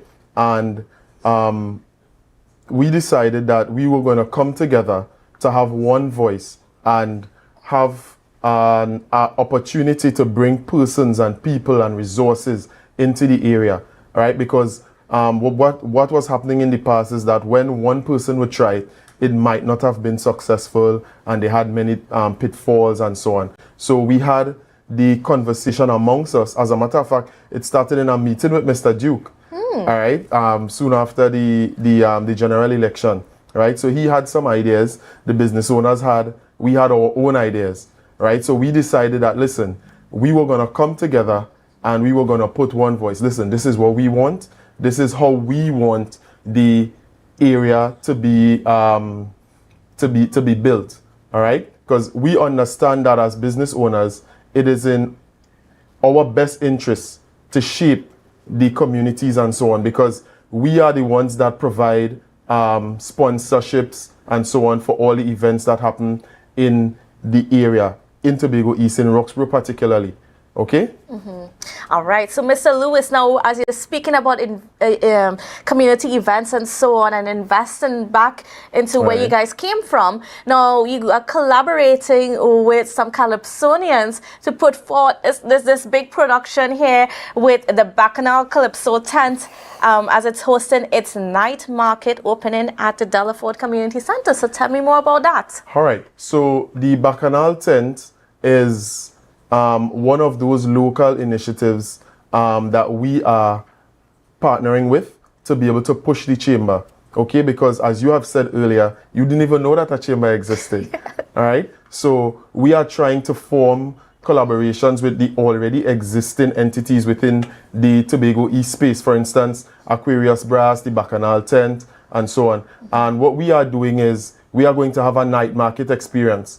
So what we find in the chamber is we have a lot of persons that not only do buy and sell retailing businesses, we have a lot of persons that have their own product, their own uniquely created products. Okay? So we have persons on board like Kirbeth. She has her own garlic sauce that she provides locally. We have Beard Boss. I think everybody in Tobago knows who Beard Boss is. All right? And we have persons that do gels, that do sea moss gels and different forms of sea moss gels. We have persons that do locally created products. For instance, we have, you would find the only place in Tobago you may be able to get the local products such as red mango and kumar and fudge and that kind of thing, right? Is maybe on the port and the airport and that sort of thing. And it's very standardized, all right? We have persons in the chamber that have added a flavor and a twist to their products, okay? So we look forward to showcasing those on Saturday, all right? We also have persons that do catering, all right? But on a small scale, but there's their own spin to it. Okay, so we have those persons are going to be there on Saturday also. So, and then tell me a bit about that collaboration with the Calypsonians and with the Bacchanal Calypso tent to make this night market happen and to just put your businesses on display. Okay, so we had a collaboration with Mr. Walter Coppin. All right, he came to us and he sold the idea that they were going to have the opening of the Bacchanal tent experience, all right? And we saw it as an opportunity to bridge the gap within our businesses and the Bacchanal tent and the Calypsonians. So what we are also into promoting the culture within the environment, within Roxborough environs. As a matter of fact, one of our major projects that we have coming up is a mural, all right? And we have assistance with a couple other entities, all right. In terms of the Calypsonians and Mr. Coppin, we are going to have them come on board with the mural project. I'm hoping that I'm back here so we can speak about it, right? So I can offer some more information on that as it becomes available. And then, I mean, of course, what are the Calypsonians that we are going to be seeing also on Saturday? Tell me about that. I mean, are they all from the East or what's going on there? All right, so we're going to have one Calypsonian that's going to come from Trinidad. All right, we have Mr. Walter Coppin, who is from the West, but the majority of the Calypsonians are going to come from the East because, as you know, the Bacchanal tent, it was founded in the East in 1985, I think it was, all right, and the Aquarius Brass. Right, so it's going to be an East event, but we are not opposed for Calypsonians from the West to come on board. So there are Calypsonians from all over the island that are going to be there on Saturday. And tell me about, wanting to promote Calypso a bit more because, we've been seeing what's been happening in the art form. And maybe I think this year is the one year that we've seen a little bit of resurgence compared to the previous year, and it's actually a very good thing because Calypso is so intrinsic to who we are, our culture and everything like that. So I mean, just going into a bit more detail about that and making sure that we keep Calypso alive, especially for future generations. Yes, so we at the Chamber, as I said before, about the community project with the mural, right? We have commissioned an artist to be able to put some of our local icons and our history into the community because, as you mentioned, we have a lot of straying from the traditional stuff of what our culture really is, all right? And I think that the collaboration with business and with Calypsos, it's very important for us to be able to integrate the two, all right? And to showcase what we are as a people, all right? The Bacchanal tent and these artists that are going to come out, what we are hoping to do is to also promote the Windward School of Music, all right? So there's a Windward School of Music that's going to come on with Aquarius Brass and so on, all right? They are going to, we are in conversation to have that come on board because what we are looking to do is just like with the Calypso, we are going to be able to to get youths from East side? In this east side from off of the block and into activities that could provide employment for them and so on.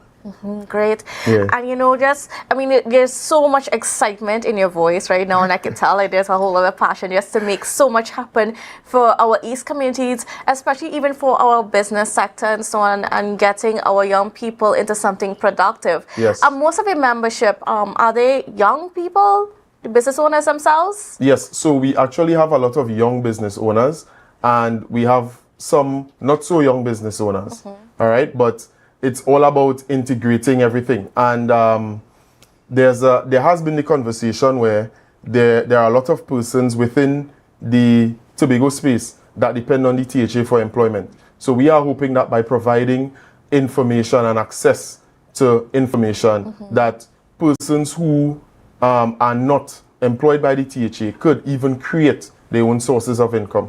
All right. And then, tell me a bit more something about what you guys are also planning for the rest of the year as an association, as a chamber, just to get businesses going and so on. All right, so we have a number of mixes that we have planned, all right, to network businesses more, right, within the space. And we have, as I mentioned before, we have the mural project, which is coming up, and we hope to use this project to partner with other entities within the locality, all right, to get certain things off the ground. All right, great. So, of course, Saturday, the place to be is Dallas Ford Community and Center. Is it free? Yes, it is free. There's no charge. There's no cover charge. Just come with enough money to support the local businesses that are going to be there. Come with your dancing shoes because there's going to be dancing, all right, and just keep an open mind to enjoy yourselves. All right, I want to thank you so much, Mr. Lewis, for being on with us. It was certainly a pleasure. Thank you, Ms. Jackson. And we're hoping that this is the start of a lot of conversations to come in the future. I hope so too, also. All right, thank you again. And viewers, you got to go for a quick break, but we'll be back right after this. Morning, rise up to a brand new dawning as the passion start to rise. The energy fill the skies.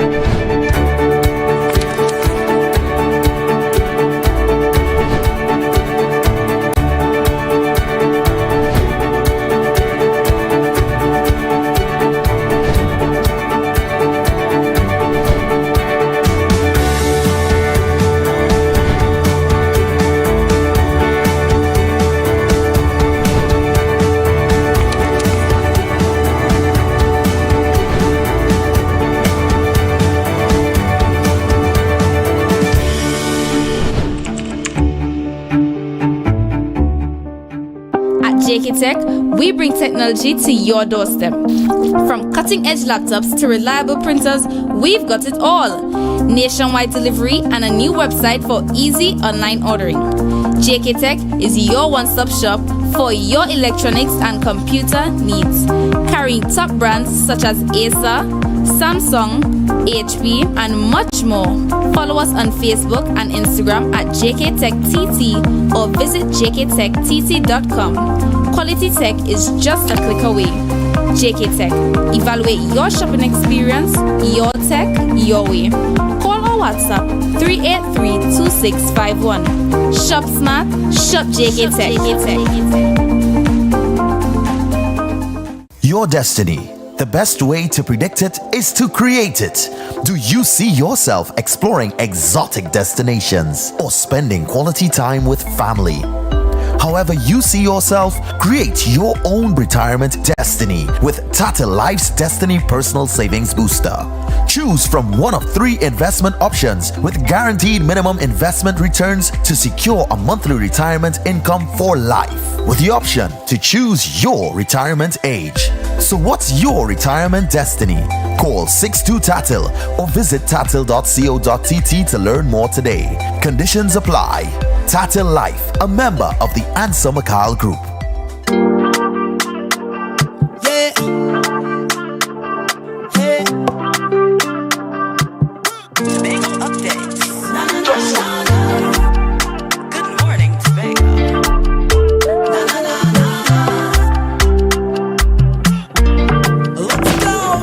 Welcome back to Good Morning Tobago on Tobago Updates. Viewers, you know, out at Corland we have this wonderful beach football facility, beach soccer, beach a volleyball facility that's been set up, and we're wondering how is that going to be used as the time goes on. Of course, that's was set up for the Commonwealth Games that was in August of 2023.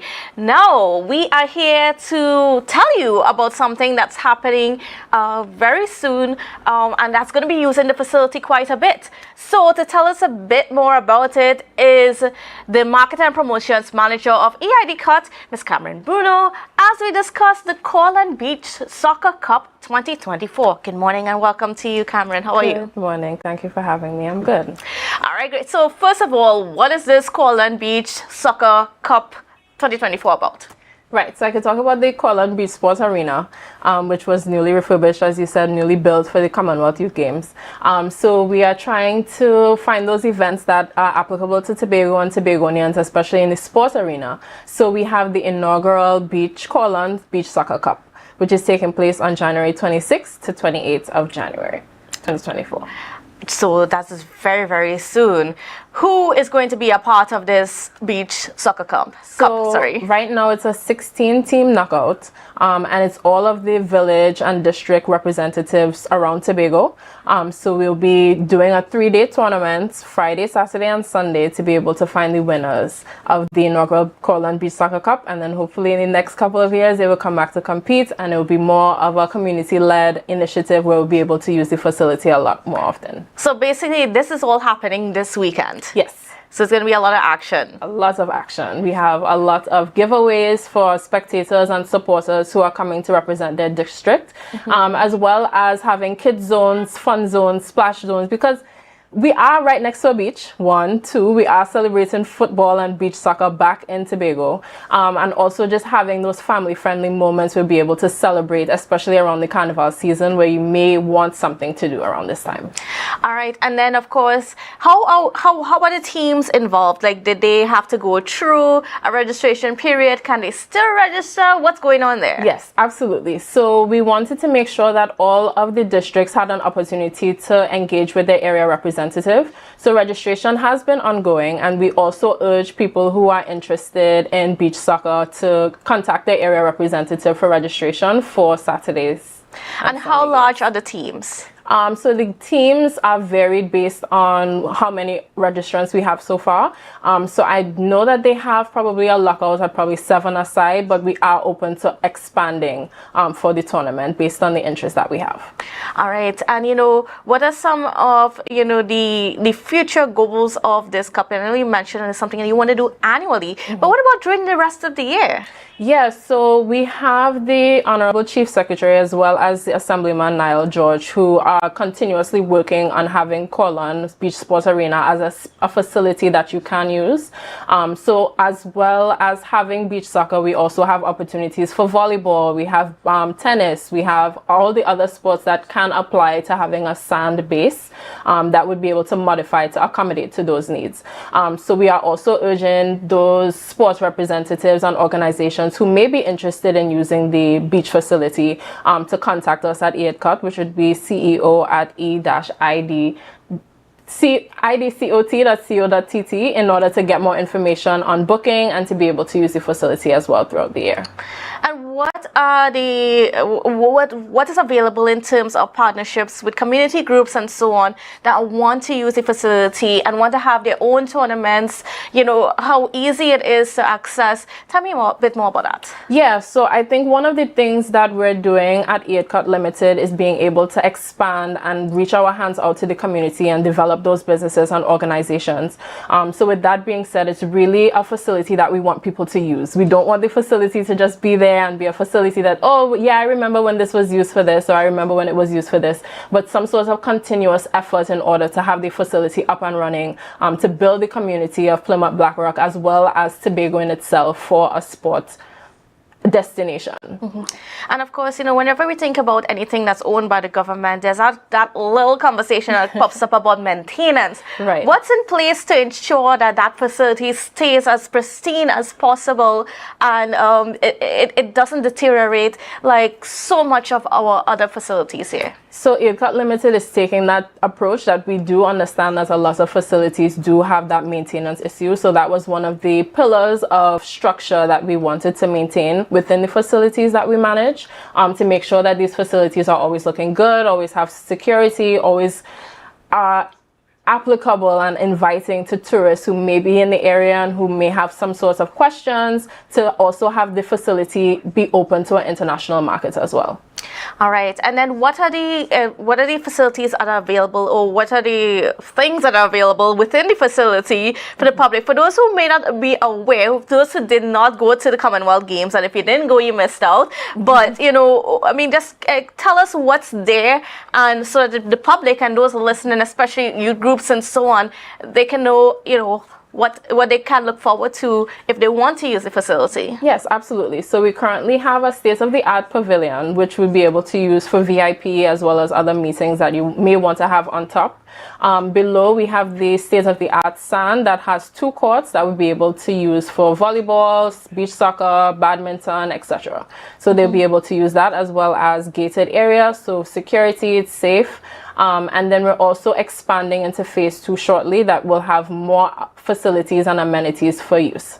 Tell me a bit more about those facilities, those expansions that you guys are making. Yeah, so it's just simple, washrooms and stuff like that, the temporary bleachers, other training facilities that would be on the side, a practice court as well, to be able to have the facility as internationally recognized as possible, so that when we do have sports tourism expanding in Tobago, they would be able to use the facility and have comfort and convenience and be able to help market our facility out to the international sport audience. And has EIDCOT been reaching out to international bodies and so on to get them to consider coming to Tobago? Yes, absolutely. I think that the Beach Soccer Cup is a really good starting point for us, especially knowing that Tobagonians are our first home. Like, this is where we are, this is who we are trying to serve.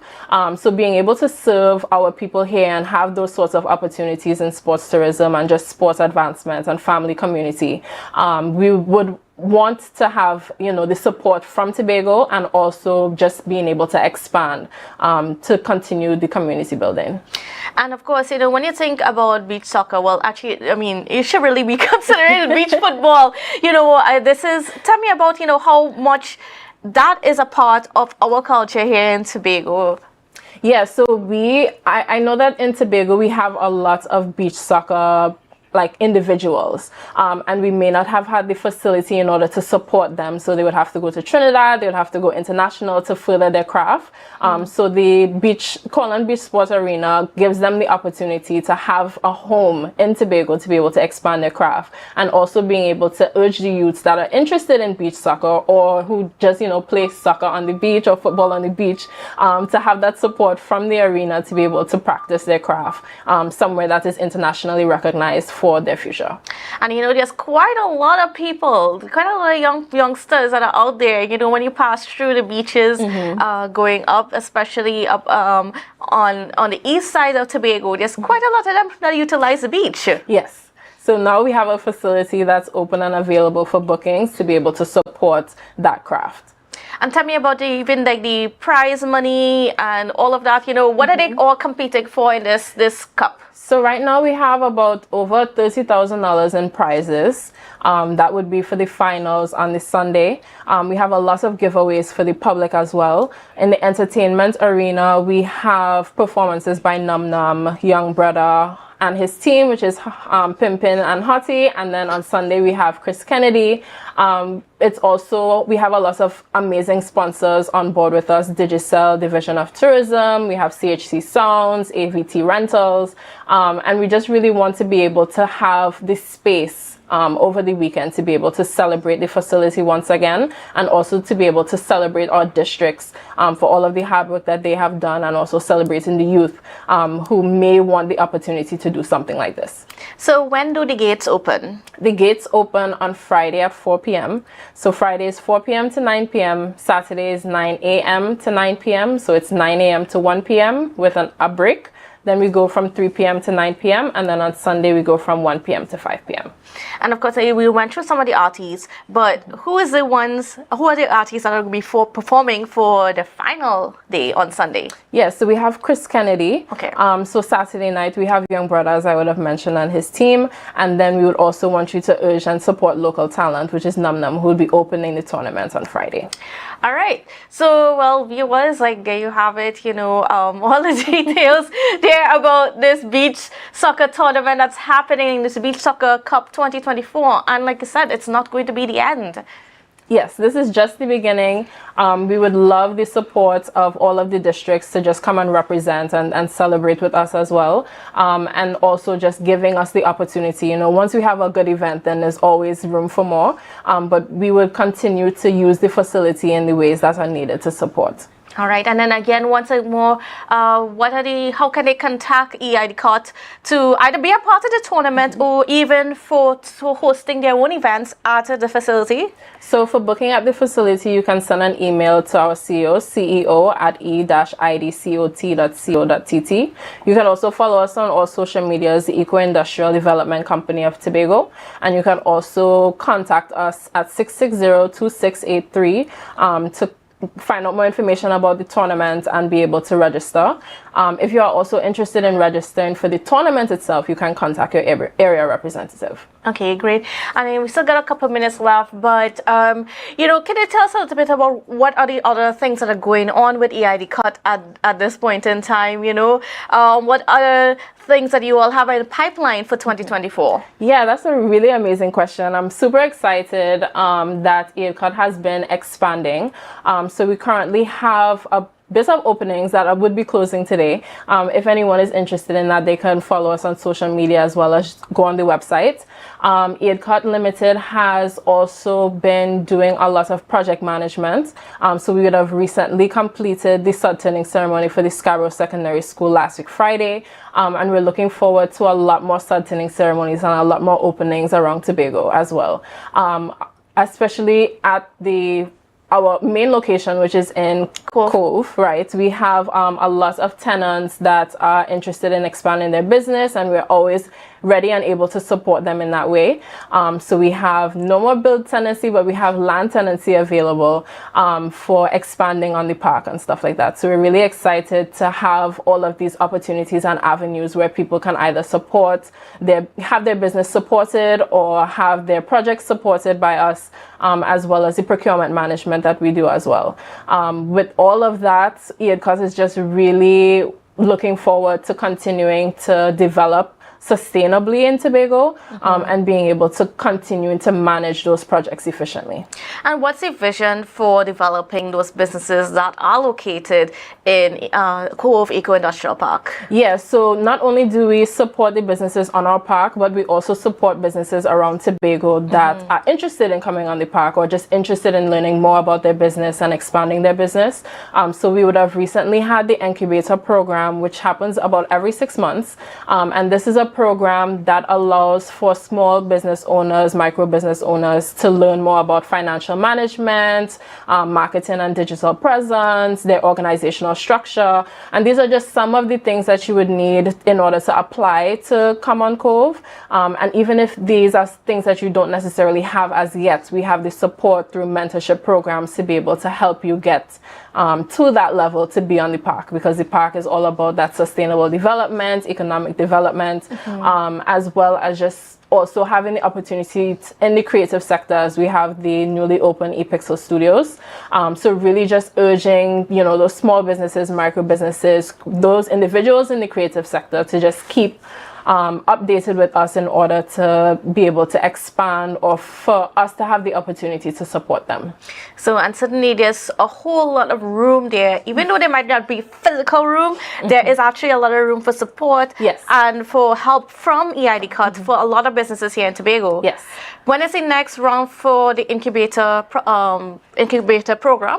The incubator program is probably going to be in April, but I'll be happy to come on the show again to give more updates on that. All right. So for those of you who are looking to be part of that, just get yourself ready, because the announcements are going to come soon in just a few months.